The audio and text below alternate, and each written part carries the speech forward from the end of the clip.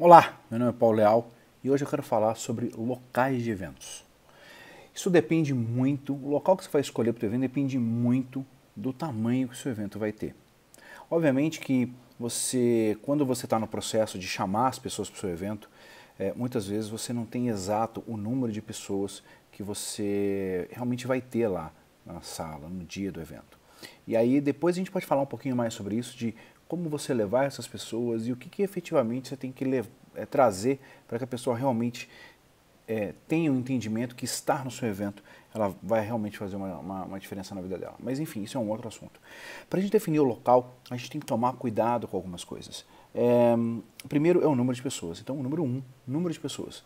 É fundamental você ter ideia de qual é o range de pessoas que você tem. Ou seja, nós estamos falando de um evento para 5, 10 pessoas, nós estamos falando de um evento para 100 pessoas, nós estamos falando de um evento para 300 pessoas e estamos falando de um evento para mais de 400, 500 pessoas.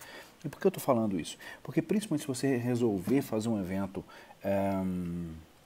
em hotel, provavelmente você vai achar esses limites. Né? Você acha limites até 100 pessoas normalmente, às vezes você acha limites de salas até 30.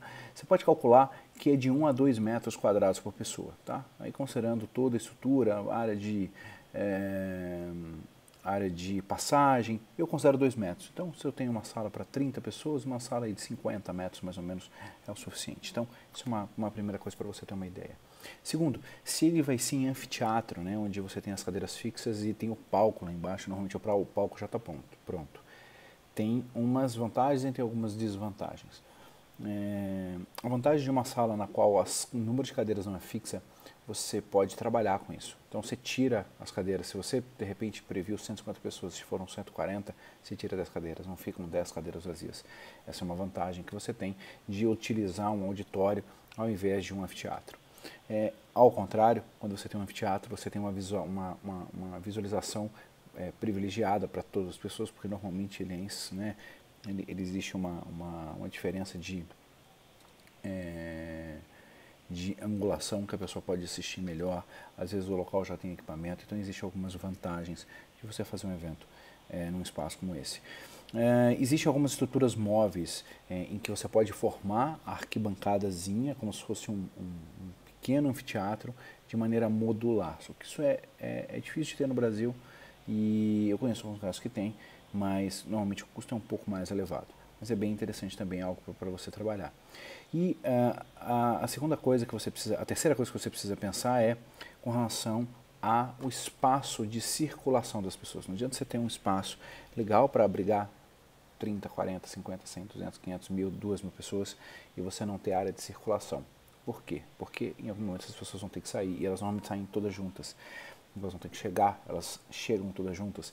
Então você tem uma área de circulação, uma área comum, onde você possa ter as pessoas ali, é fundamental. Normalmente os locais não têm, obviamente, 2000 pessoas dentro da sala, mais 2000 pessoas fora. Mas você tem 2000 pessoas sentadas, você tem aí uma área de circulação que as pessoas em pé comporta aquilo. Então, é importante a gente ter essa dinâmica em que você tem espaço para as pessoas chegarem. Né? Porque senão você vai ter que montar tenda, você vai ter que montar uma estrutura fora e isso acaba encarecendo. Às vezes o local ele é um local um pouco mais barato, mas ele tem isso. Outro ponto que eu já não sei mais agora se é o terceiro ou quarto, mas outro ponto que você tem que olhar é que existem alguns locais, isso é super importante porque isso impacta diretamente no custo do seu evento. Existem locais que exigem certos fornecedores. Normalmente, fornecedores relacionados à segurança elétrica, bombeiro, limpeza e muitos deles o que a gente chama de A e B, que é alimentos e bebidas. É muito importante você observar isso. Tudo aquilo que é normalmente estrutural.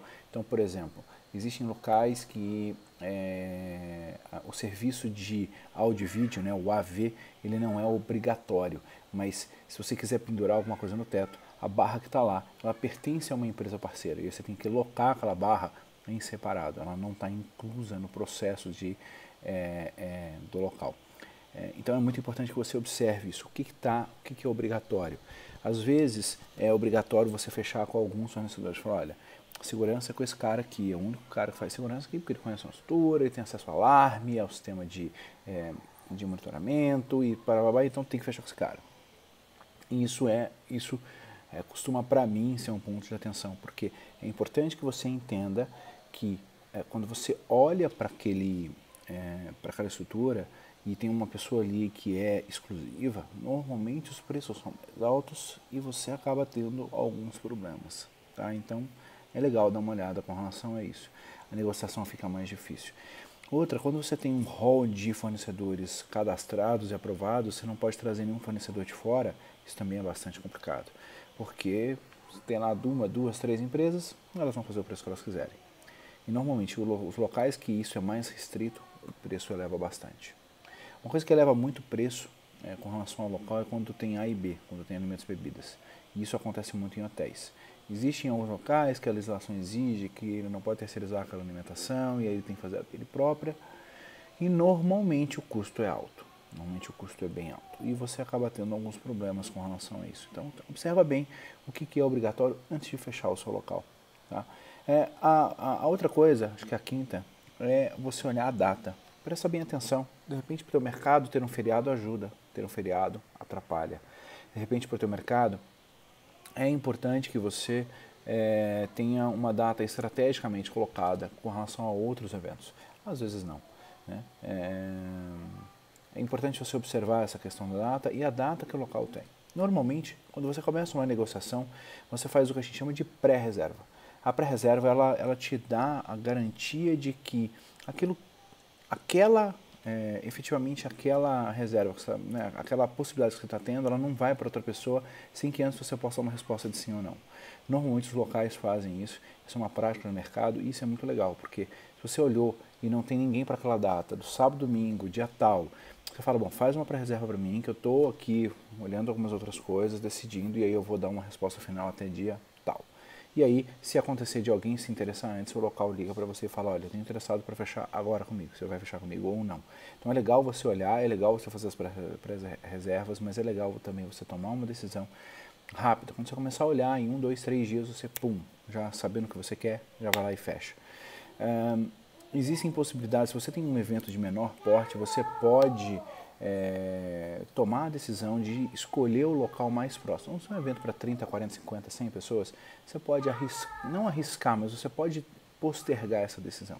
Se o evento é para 5.000 pessoas, isso já começa a ficar complicado, 1.000 pessoas. Né? O número de locais no Brasil que comportam esse tipo de pessoa, principalmente o número de locais que comportam em áreas que sejam interessantes para você ter um evento, fácil logística, é uma coisa que eu vou falar daqui a pouco, eles são menores. Então é legal que você pode usar o elemento de marcar uma data ou marcar um mês e ir vendendo e depois avisar só mais para frente, mas é importante que você saiba, né, o quanto você pode lançar a mão disso, né, pelo número de pessoas e pela disponibilidade dos locais. Afinal de contas, imagina você ter um evento para 1.000 pessoas e você não ter o local para realizá-lo. Isso costuma ser um problema e vai, com certeza, elevar muito o seu preço, porque a única pessoa que estiver sabendo disso vai cobrar o que ela quiser. E uma última coisa que é importante você olhar com relação ao local é para o seu público a logística. Então, assim, se você tem um público que tem uma faixa de renda menor, às vezes é legal você utilizar um local um pouco mais simples, né, em que os hotéis da região sejam mais simples. Ou um local que você tenha acesso fácil por metrô, ônibus, etc. É importante também que se você tem um evento nacional, que pessoas do Brasil inteiro vão, é legal você ter um ponto logístico. Né? Eu sei que São Paulo é interessante, né? Eu sei que Campinas, pela conta da Operadora Azul, né? da Companhia Azul estar aqui. Então é legal você dar uma olhada nessas opções, porque isso facilita muito as pessoas irem. É sempre importante lembrar que o local não pode ser simplesmente uma escolha sua e pensando somente em você. Você precisa pensar nas pessoas que estão indo. Elas largam família, largam uma série de coisas. É um ponto que depois a gente vai discutir especificamente sobre isso também, mas que ela mexe muito na vida dela. Então, o que você puder facilitar para que a pessoa possa estar lá, estar presente, isso ajuda muito. Então, essas são aí umas 5, 6 dicas bacanas sobre o local, para antes de você começar a olhar, você prestar atenção. Uma última que é importante é legislação. Eu vou fazer um vídeo só sobre legislação. É algo que esses dias mesmo alguns clientes e fornecedores me demandaram. É importante que você olhe se aquele local pode receber né? Existem todas as documentações para receber o seu evento. Não adianta nada você fazer tudo isso e você descobrir depois que o local não tem alvará, por exemplo. Então a gente vai falar sobre isso depois. Mas a dica de hoje é essa local, como você começa a olhar essas coisas todas e como é que você começa a pensar no seu evento e no local que ele vai acontecer. É isso, te vejo amanhã no próximo vídeo. Um abraço. E hoje, boa Páscoa.